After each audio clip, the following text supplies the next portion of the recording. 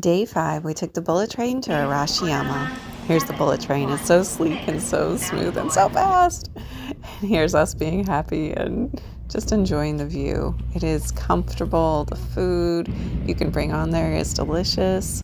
And then we arrived in Arashiyama. It had all these cute stores with kawaii things. And then we saw this beautiful river. We walked down this path to find our ryokan, which is our hotel, and it was called the Ranzan Ryokan. We were so impressed with this place. The food and the dinner and all the little bowls. We had a million different courses for dinner that night, and it was all delicious. Mushroom soup. Oh my goodness. Yes. And they gave us these beautiful yukatas and overcoats. When we woke up on day 6, we were still in Arashiyama, walking down by the Oi River and the Togetsukyo bridge. Jay looking fine. We went to the Kimono Forest literally at 5:30 in the morning. Our brains had not gotten regulated to the time yet. Saw this cute train. And then we walked over to the bamboo forest before all the people came. The bamboo forest was beautiful and sacred and quiet. We walked through there just enjoying how awesome and tall the bamboo was. It really was special. Walking back, we found sculptures and beautiful pathways. And then once again, that Oi River, stunning in the morning, absolutely stunning. We met some fishermen out there and then made our way back to have breakfast, which were 1,000 bowls of delicious with tea. We walked through the path of our Ranzan Ryokan and then crossed the river up a hill 30 minutes to an Iwatayama monkey park. Oh my gosh, this was so cool. Monkeys were just running around free, and it had a spectacular view of Kyoto. We walked around, saw baby monkeys, mama monkeys. They're on the roof. They're everywhere. You just don't make eye contact with them. That's the big key. And then we sat on this giant banana at the top of the hill. We made our way down the mountain and found these desserts, which was a matcha brownie and matcha ice cream deluxe. It was so good. Didn't want to leave Arashiyama, but we got on a train and went to Kyoto and had sushi and started our day of fun activities. The sushi was delicious. And then we went to a samurai and sword cutting experience. First with a museum tour, then throwing ninja stars, and then dressing up and cutting with samurai swords. It was just a bamboo mat rolled up, but we tried our best.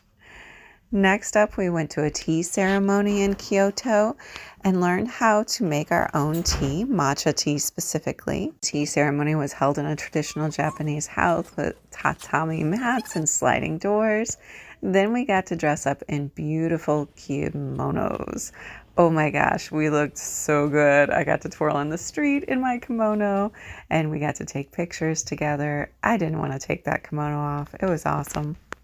Next, we went to a geisha tour and performance where we saw this young Micah who was a geisha in training, and she did a performance dance with us. She took pictures with us, played games with us, and answered questions as well. She was adorable. Finally, we walked through the streets of Kyoto and found a Wagyu beef restaurant, which was so good. Then we woke up the next day in Kyoto, started off slow, walking by the river, and then we found a nice coffee shop on our way to the Nanzen-Ji Temple. It's a Buddhist temple where there was a ceremony going on that we weren't sure if it was a funeral or a regular ceremony, but we heard chanting and gongs and lit incense. Next, we walked up by the aqueduct. And then we found a path called the Philosopher's Path, which was traditionally walked by 2 philosophers every day. It was beautiful oasis with koi fish, buildings, nature. I really loved walking along there. Jay found some octopus to eat at the end of it, and then we headed to Nishiki Market, which is 3 blocks full of awesome restaurants. You just eat your way through it, basically. From Wagyu sushi to really weird jiggly desserts. To pufferfish. Yes, pufferfish, the poisonous fish Jay chose to eat in an alley in Japan by this little old grandma who fed him. I chose not to just in case he had a heart attack and died or got poisoned and had to be taken to the hospital. Thankfully, none of that happened. We also went on to find daifuku, which is a mochi dessert with strawberry, fish cake on a stick, more seafood, more awesomeness. There was so much to choose from, and that market was overwhelmingly awesome. Walking on, we went to the Kyoto Imperial Palace next, which was huge in the middle of a garden itself and full of so many different palace buildings. It reminded me of the movies and the gold buildings, the gardens. It just seemed like something so surreal and so awesome. Next, we went to the Fushimi Inari Shrine, which was a Shinto shrine full of thousands of torii gates, those red classic gates that you see there. And they went all the way up a mountain. Next, we made our way through Kyoto to have one last bowl of ramen for the evening before going to sleep. Day 8, Kyoto to Kinosaki. We started off slow, and yes, we went to McDonald's for breakfast. I'm ashamed, but it was delicious and there wasn't much open for breakfast around us.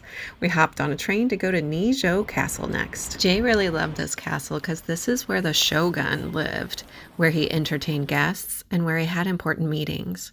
We got to see the inside of it with all the tatami mats and the screen doors, and then walk outside to see all the different castles and palace buildings as well.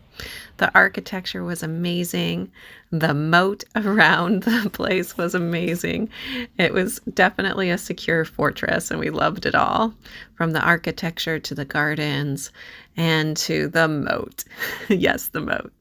Our last stop was eating sushi in Kyoto before we headed on a train to go to Kinosaki.